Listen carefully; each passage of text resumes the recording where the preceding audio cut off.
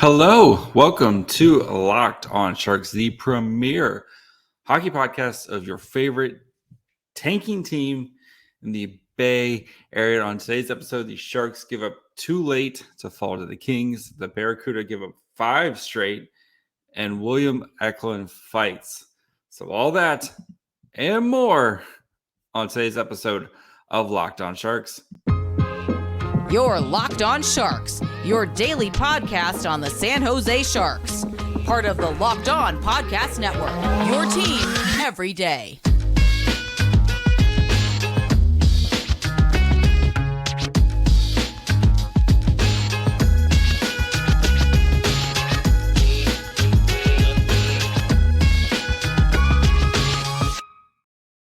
I'm your host, JD Young, contributor at Fear the Fin and San Jose Hockey Now. I want to thank you for making Locked On Sharks your first listen. We're free and available wherever you get podcasts. And of course, you can watch this on YouTube as well.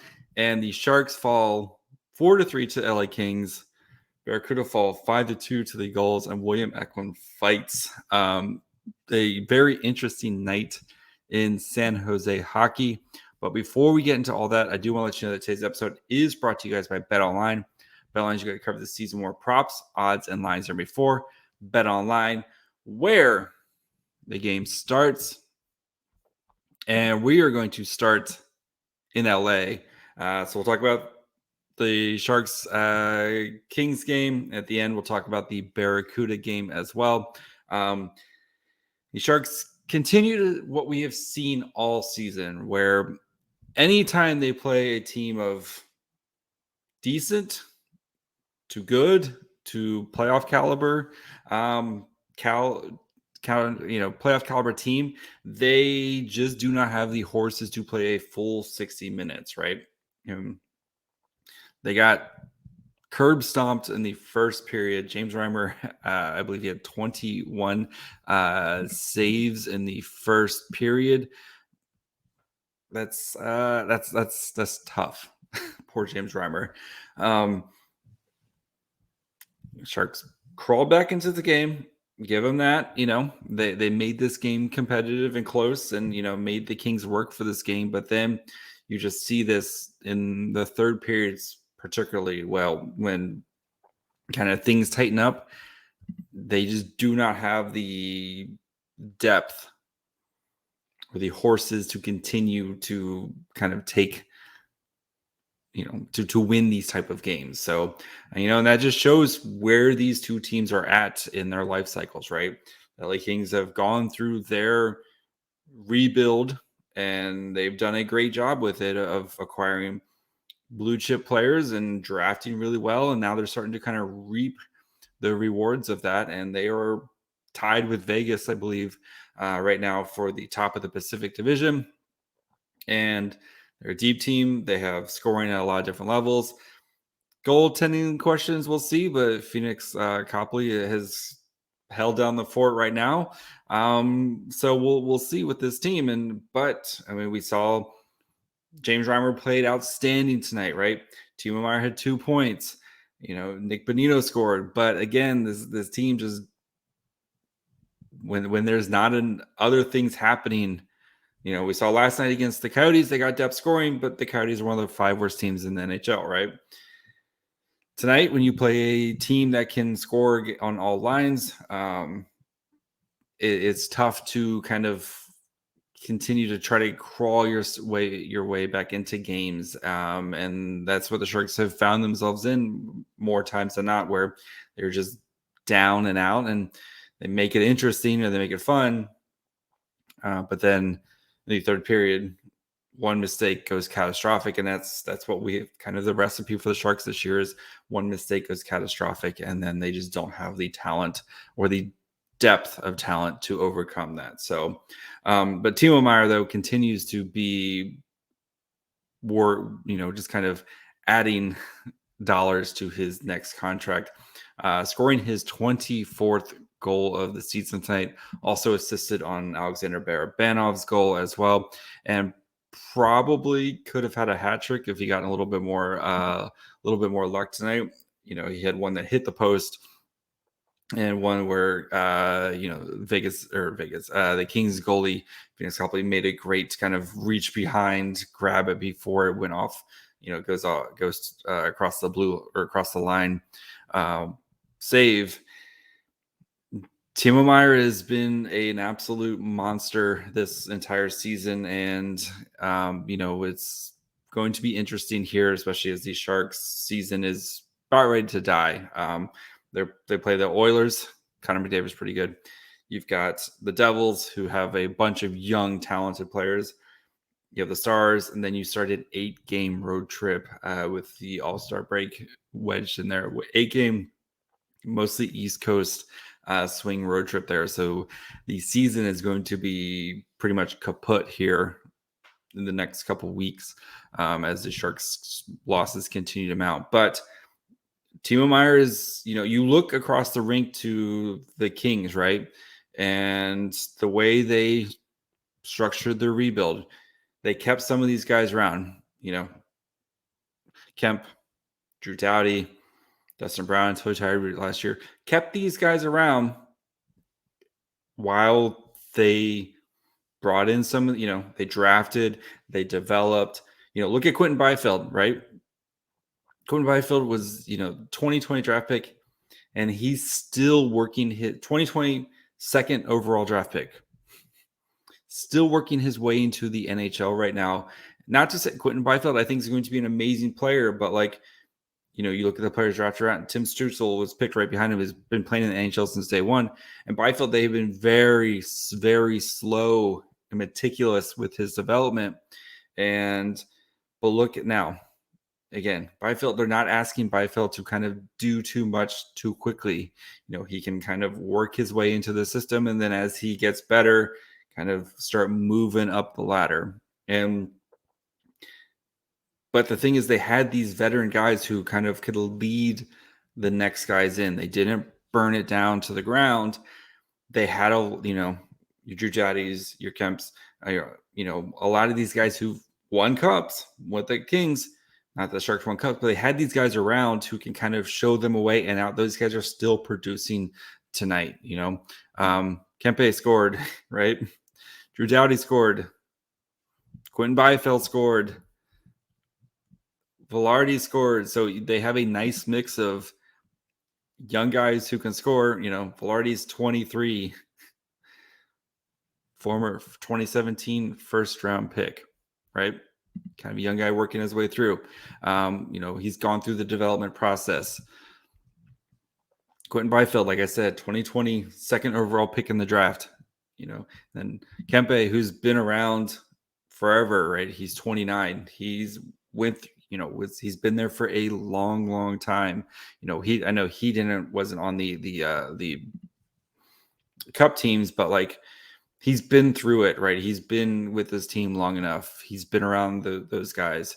Drew Doughty, again, 2008, he has seen it all, won cups, et cetera, et cetera. So I think the Sharks can learn from that. And circling back to Timo Meier, yes, you could trade. Well, I still am going to do my "you're going to lose a Timo Meier trade" episode here soon.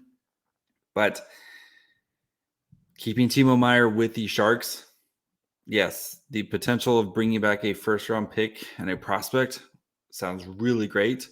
But keeping Timo Meier around there, who's in the prime of his career, and again, he's entering the prime of his career these past 2 seasons. You don't think Timo Meier can continue to be a great point producer for the next 3, 4, 5 years? Putting up 25, 30 goals a year for the next 3, 4, 5 years while you start to infiltrate some of these young players. And he's doing that now with this team that is really, really bad.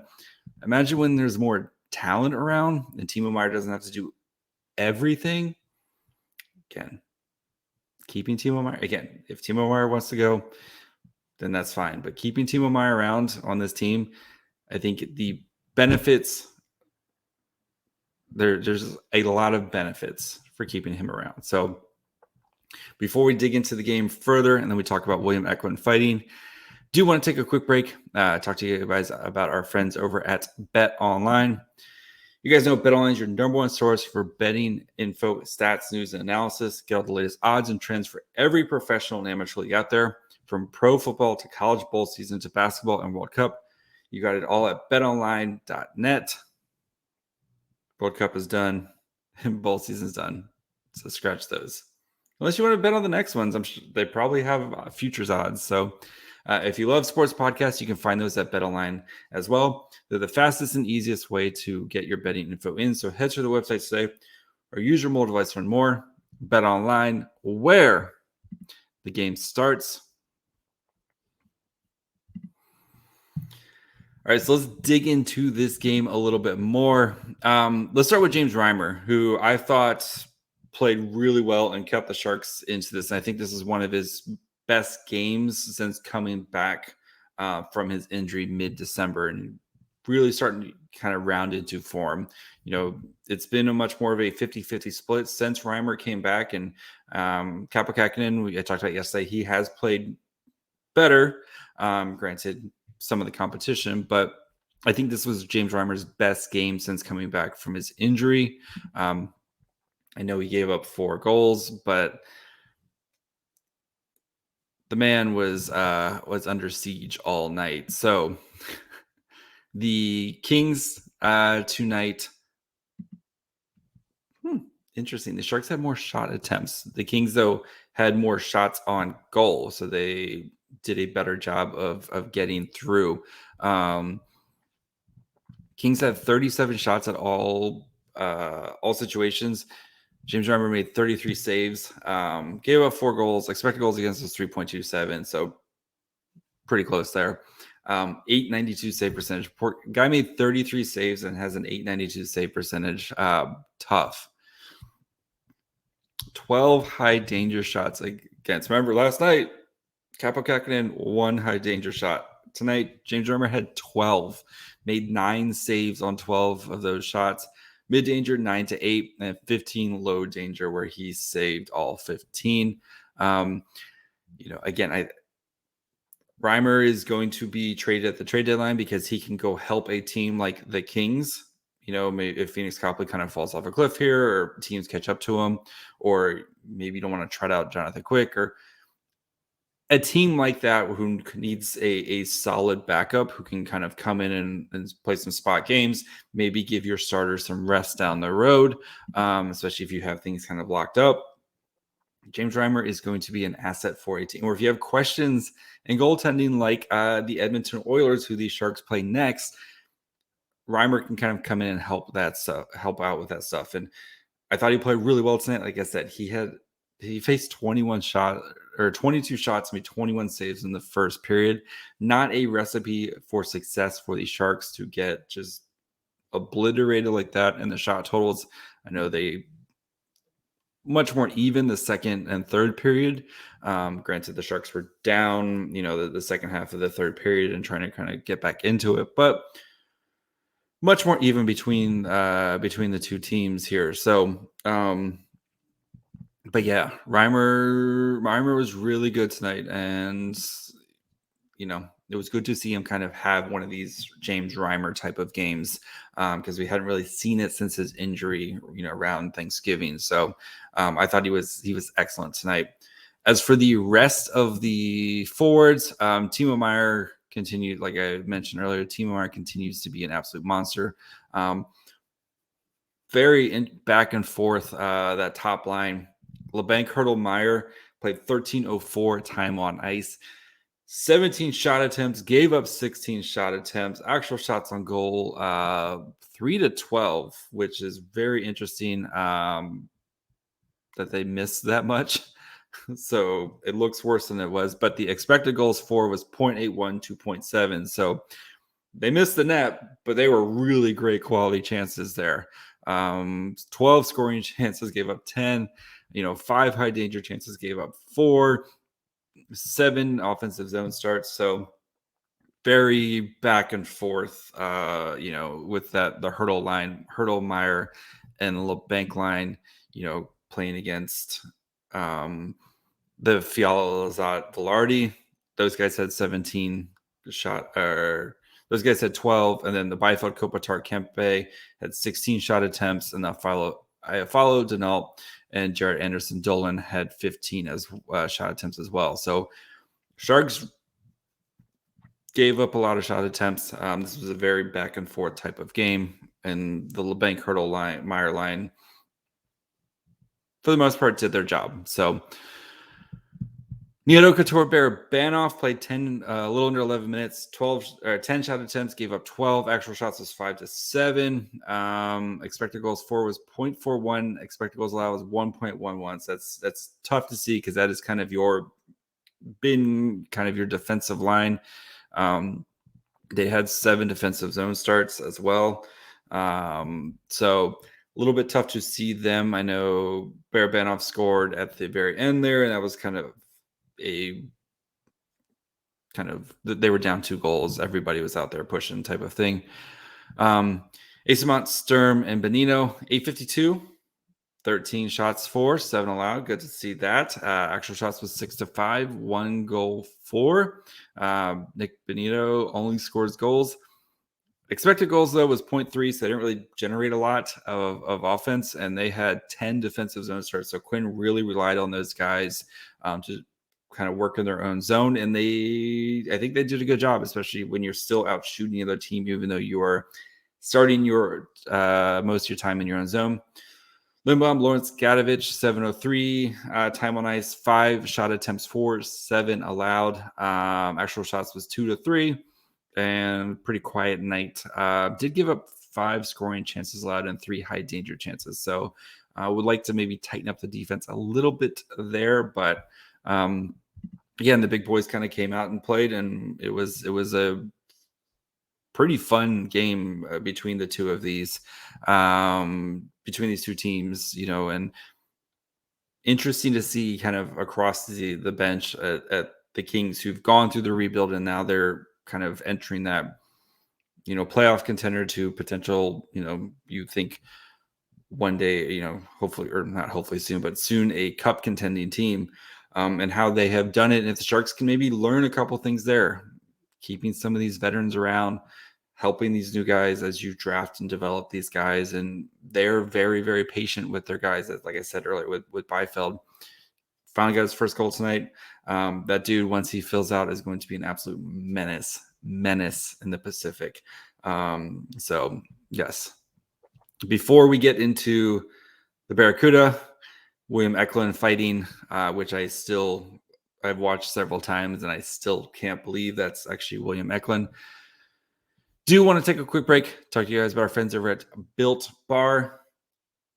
If you guys are looking for a delicious treat but don't want all the fat and calories, then you got to try Built Bar. We're through the holidays, this new year, new me time. Great way to kind of have a little snack that's actually tastes good and is healthy. Each bar is covered in 100% chocolate. That's right, they're real chocolate. They have great flavors like churro, peanut butter brownie, coconut almond.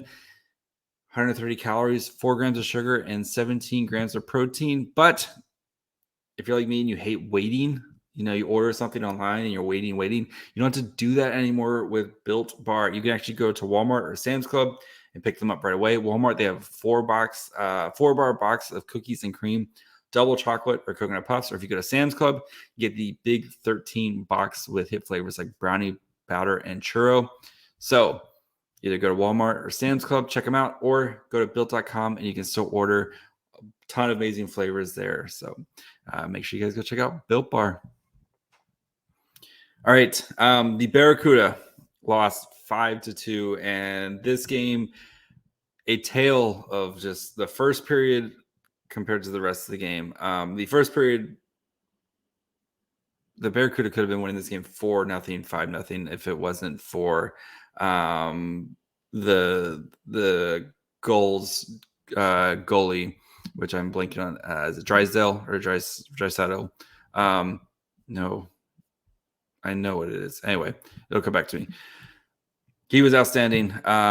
Kept them in this game, but Cuda, we've seen from the Cuda all season long where they've just been slow to start, haven't been able to kind of really get things together. And then, like they're usually losing the games 1-0, losing the games Lucas Dostal, sorry. Losing games, after the first period 1-0 or 2-0, they've been outshot by like 10 or 15 shots. And tonight they turned it around. They had 14 shots and to the Gulls 3, 2-0. They were just putting it on the Gulls.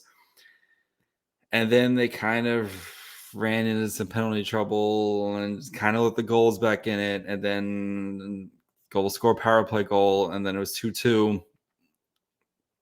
William Eklund gets into a fight.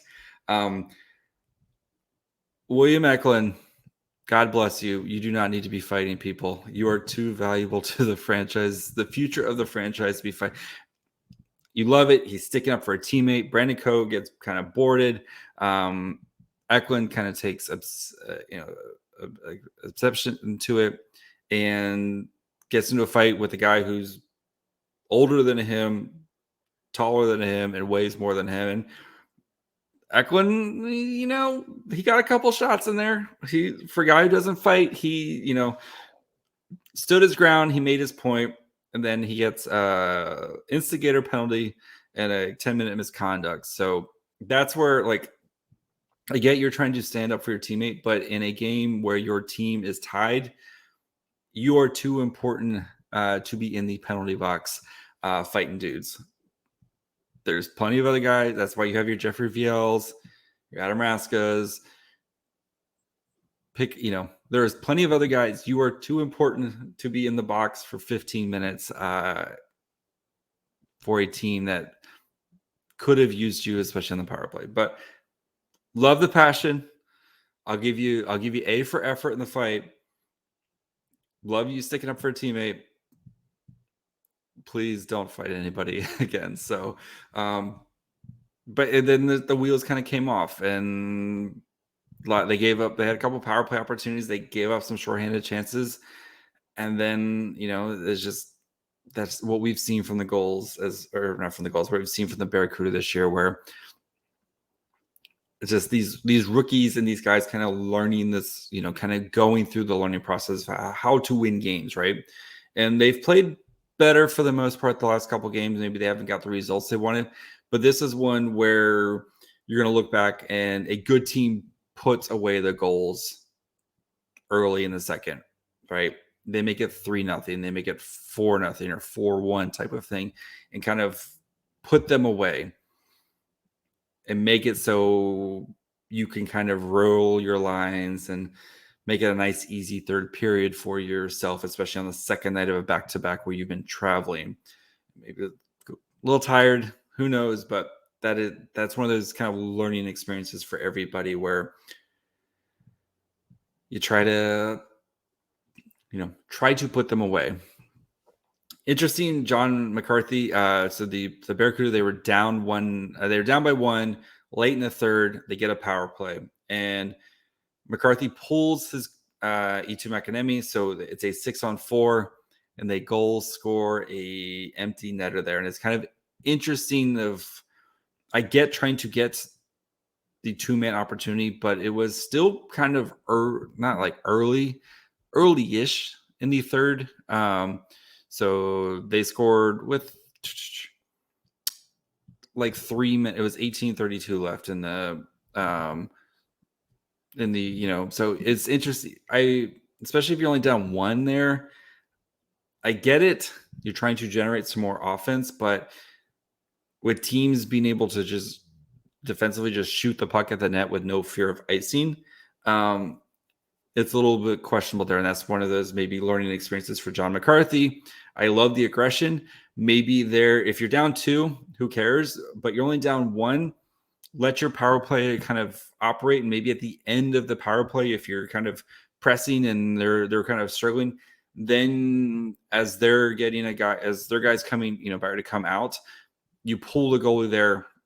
You got a couple minutes left where you can kind of continue the power play flurry while they're maybe tired, or especially if you've held it in their zone for a while. So interesting decision there. I get it, but at the same time, I think going maybe a little bit more traditional, or kind of waiting to pull the goalie until you kind of get really until they're maybe as the knockout kill type of thing, especially if you have a really good power play and they're stuck in their own zone for that minute and a half type of thing shift, then you pull the goalie and you can try to really kind of bring it home there, or try to, as you're trying to tie it up. So Sharks play Oilers on Friday.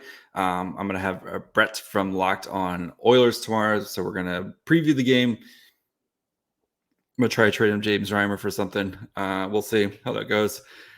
And then we got a CUDA game on Saturday. I will be at the game on Saturday, weather permitting. I know the weather's supposed to be really bad. I'm driving, so we'll see. The hope is to be there on Saturday. So if you do see me at the game, please come up and say hello. But yeah, that's going to be it for me tonight. You can follow me at my fry hole. You can follow the show on Twitter, Facebook, and Instagram at Locked On Sharks. You can listen wherever you get podcasts: Apple, Spotify, Odyssey, Amazon Music, you name it. You can listen. Watch on YouTube as well. And I'll be back tomorrow. Nice crossover with Brett from Locked On Oilers. Till then, bye, friends.